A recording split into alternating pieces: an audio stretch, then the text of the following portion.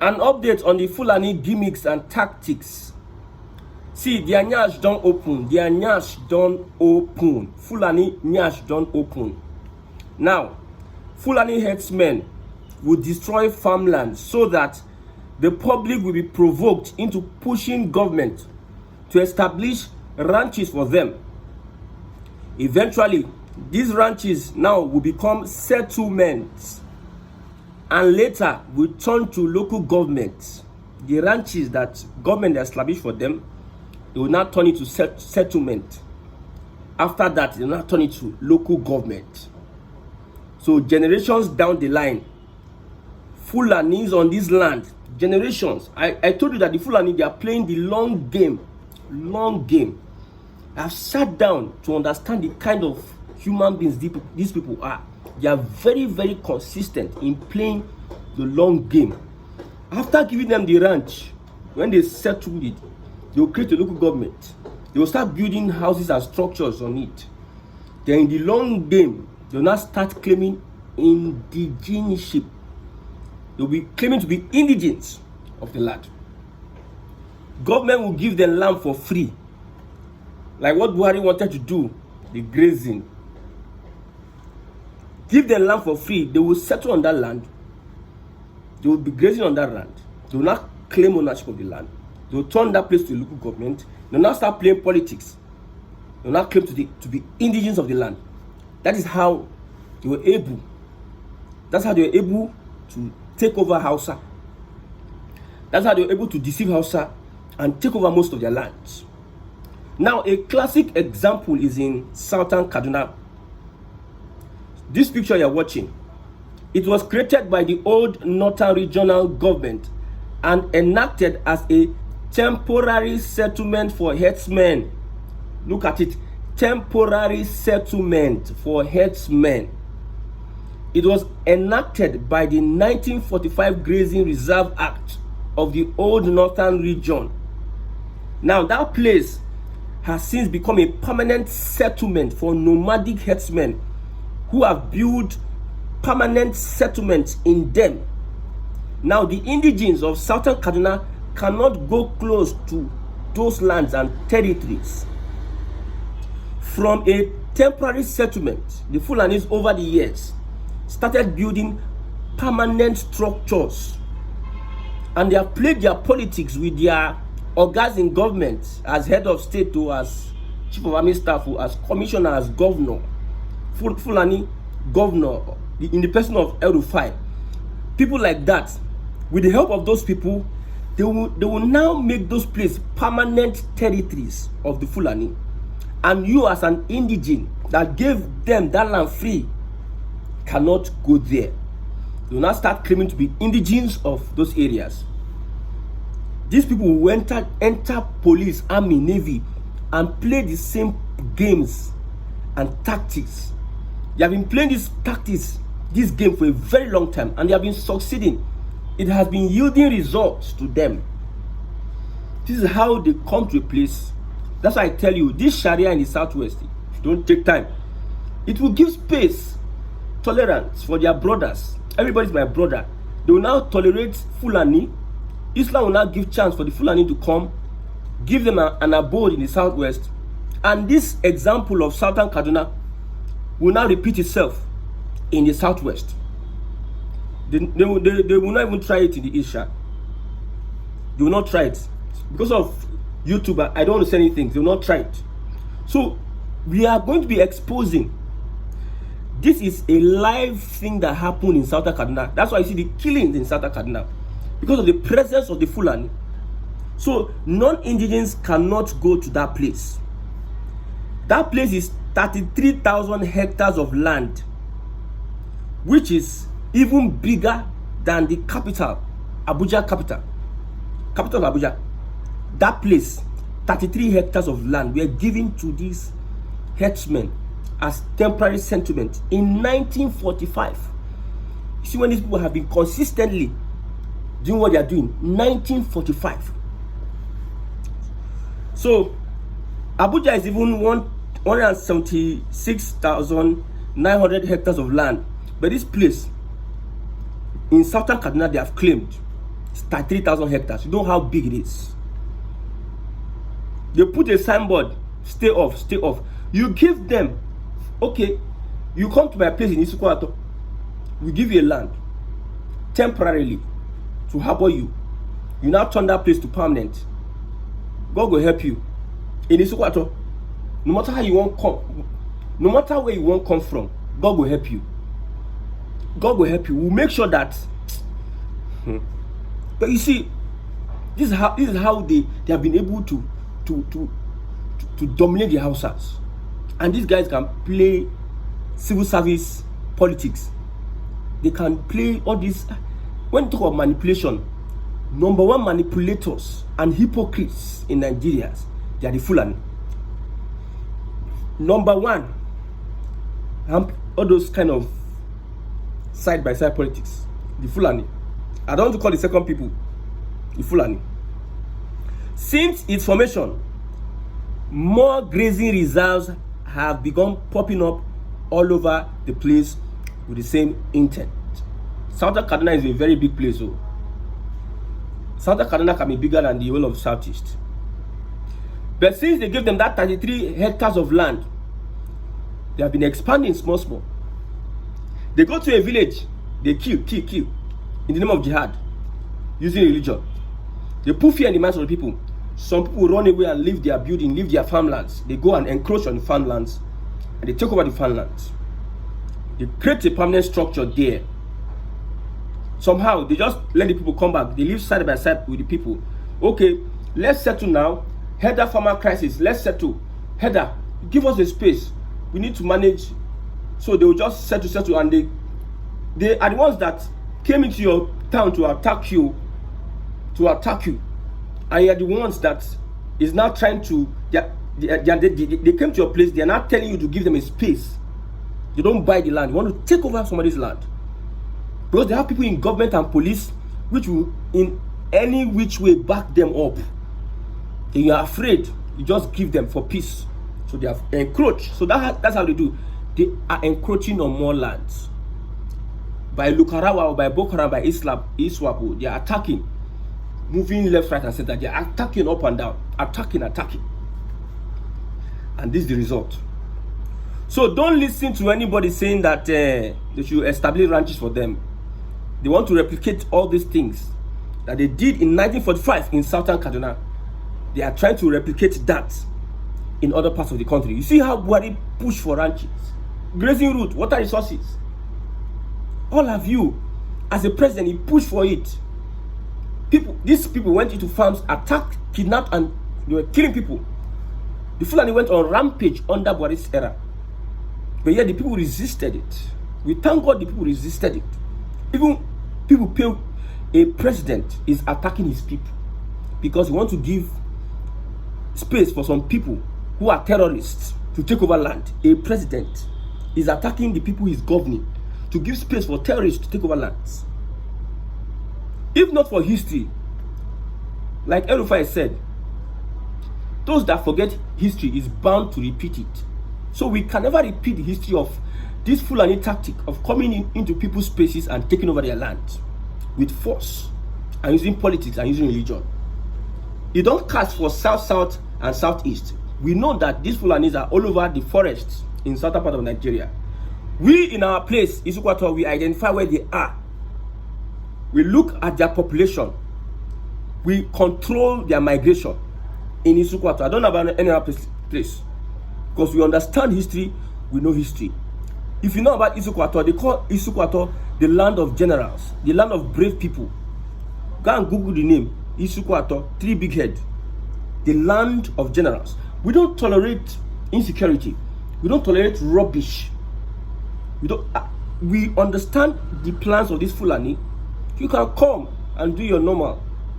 Buy land, pay government, pay tenement rate or whatever, land use charge, pay it like every other person. Don't go into the bushes and start creating enclaves. You must live where we will see you, kuro, eyeball to eyeball. Because that has been your tactic over 100 years. 1945 to now is how many years, my brother? Before independence, they gave them the old northern region. accommodated them because of they brought religion. Hey, religion, I bring peace to you, my brother. Inshallah, mashallah, I bring peace to you. Yeah, Islam, Muhammad, they bring it piety, like better people. They have something in them. They have a plan that they want to execute when you are asleep. When you are asleep, the real people come and they start giving their daughters fine Fulani. Fulani children are fine, oh, my brother. They start giving their daughters to these Fulani kings. They were marrying off their daughters. They don't know that they were selling their heritage and their destiny. They were selling their people by marrying these people, their daughters. From there, they had to take over. They now entered the Hausa people. They consistently sustain their culture and heritage and their identity so that they can diminish other people's identity, destroy other people's identity. They continued, they entered the Hausa and they claimed superiority. Violent people, tenacious people, they don't care. They can go to any length, even it is death. Hausa people are very calm people. These Fulani understood the Hausa people and knew how they could be able to contain them. Till today, even if they open the Hausa people eye, nothing will Hausa people do. The Hausa people I'm seeing now, they know that they have already captured and caged them. They don't enter them using government, using religion. They are in power, they are in control. El-Rufai is angry that Tinubu appointed a Southern Kaduna Christian as chief of defense staff. Hear it from me now. El-Rufai is angry that they appointed a Southern person as chief of defense staff and a Christian. He's angry. So he will not say it out so that they will not. We know he's a jihadist now. He's a Islamic fundamentalist. All of them are loyal to Uthman Danfodio. And what is their one aim? Is to propagate the Fulani as the kingmakers in Nigeria. I did a broadcast now when he posted something. He said, whether you like it or not, the North, they are the kingmakers. And the person that he posted is, I think is Mezier. He used an Igbo name. For instance now, I'm El-Rufai. Hello, Mr. Mezier. Please, I want to send to you a piece I wrote. Help me share it. I'll send it to your email. Help me share it on your Twitter page. I'll pay you handsomely for that. I'll give you 10 million naira to let me just share it.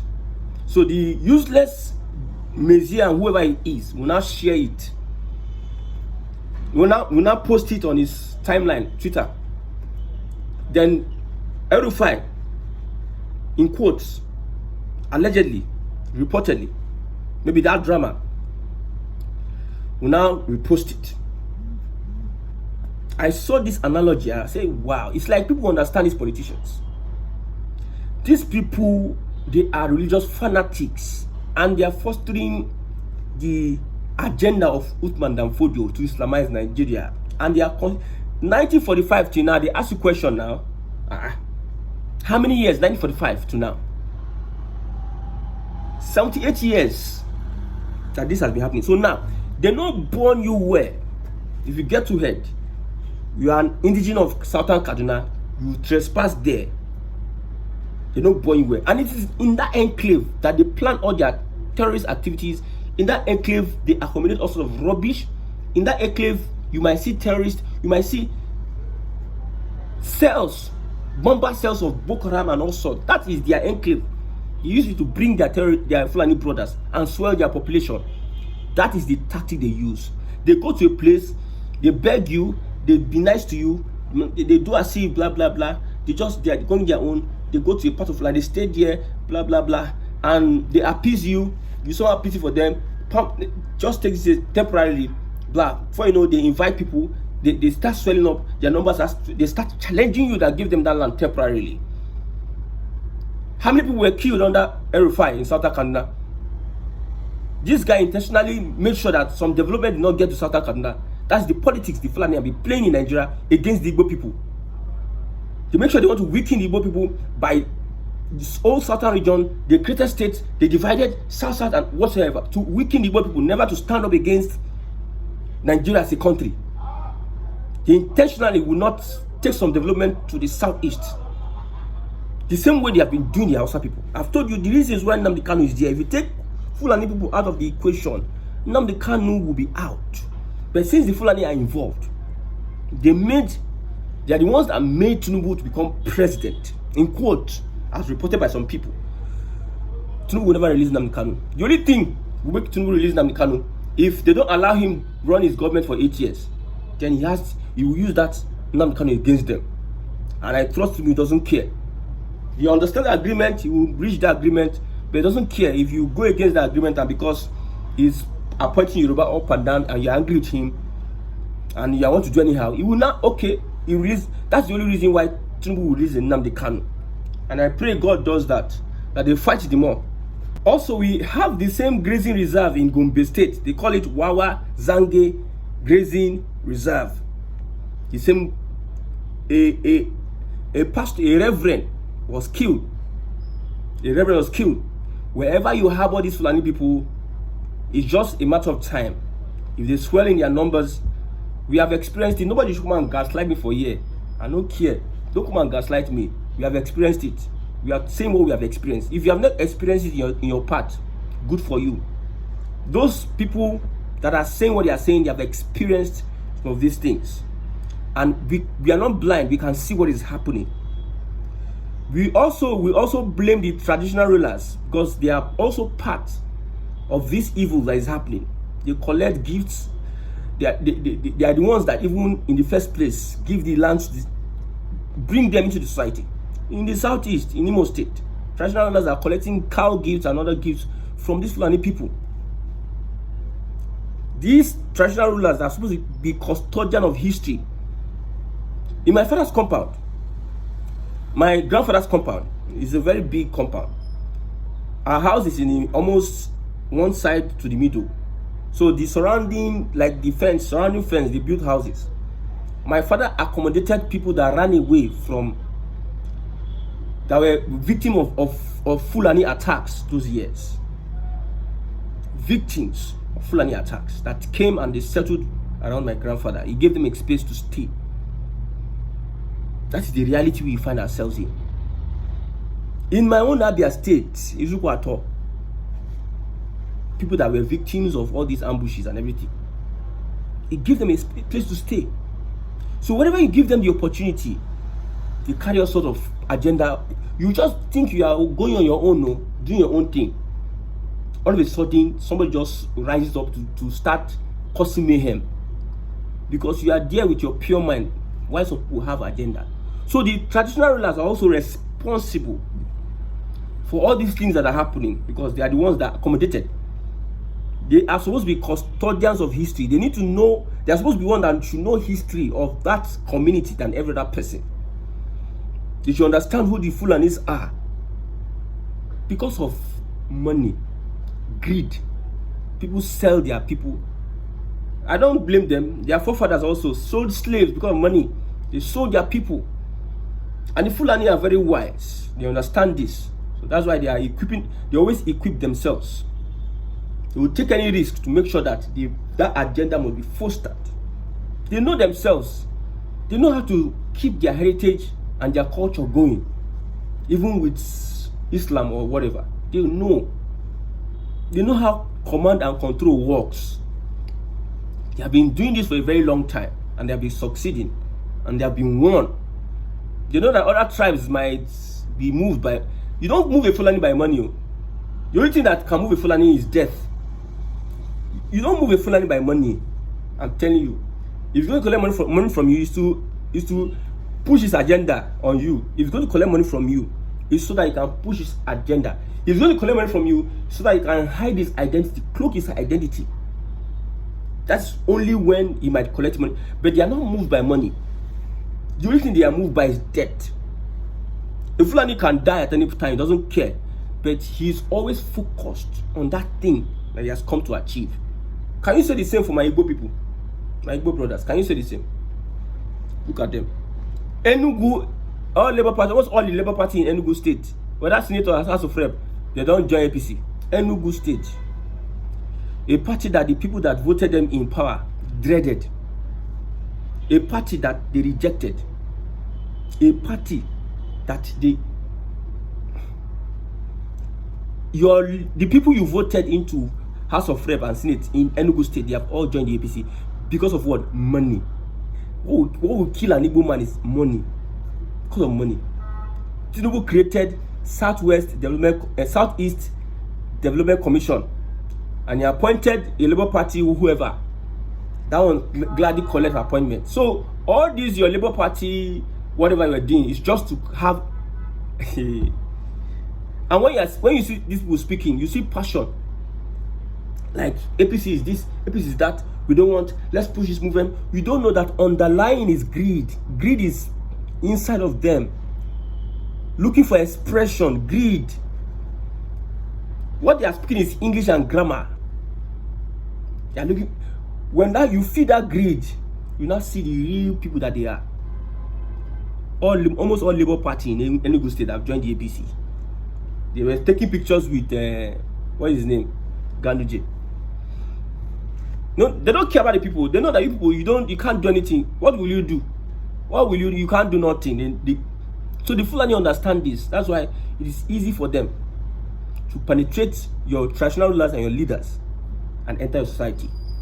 But because we have a strong resistance of a people in the southeast and some southern part of Nigeria, they could not do much. That's why we are calling on the southwest and the southeast. As long as you can, don't allow anybody use style, because we know what history tells us. Don't allow anybody take advantage of you to create any. If you are going to have no grazing reserve, government should not give anybody grazing reserve. They should buy the land. They should buy it. If they want to buy 10 million hectares, they should buy it.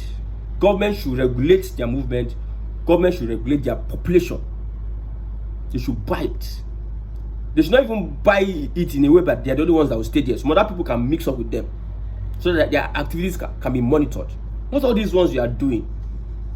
So we pray that the consistency of the Fulani will not overcome us, will not overtake us. Because we in Southerners, we just are lackadaisical. We are just anyhow. We will continue pushing this narrative to the extent until the eyes of everybody is opened and we are alert of any move by anybody to erase our heritage and our culture.